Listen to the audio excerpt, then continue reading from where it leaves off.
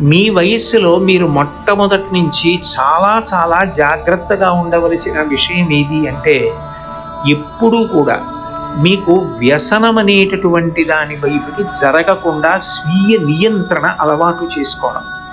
ఏ కారణం చేత కూడా మిమ్మల్ని మీరు బలహీనపరుచుకోకుండా, మిమ్మల్ని మీరు నియంత్రించుకోగలిగినటువంటి శక్తి మీలో మీకు పెరగడం మీకు అలవాటు కావాలి. అది అలవాటు కావాలి అంటే కేవలం నోటితో నేను ఇట్లా చెప్పేసినంత మాత్రం చేత స్వీయ నియంత్రణ అలవాటు పడడం సాధ్యం కాదు. స్వీయ నియంత్రణ కలగాలి అంటే, మనసు పరిశుద్ధంగా ఉండాలి అంటే, ఆంతర శౌచం ఏర్పడాలి అంటే, దానికి కావలసినటువంటి మార్గాలు ఏ ఉంటాయో అటువంటి వాటిని మనం అన్వేషించాలి. అందులో అన్నిటికన్నా మొట్టమొదటి మార్గం ఏది అంటే, అంతరాత్మ ప్రబోధానికి చాలా గౌరవం ఇవ్వడం అనేటటువంటిది ప్రతి మనిషి అలవాటు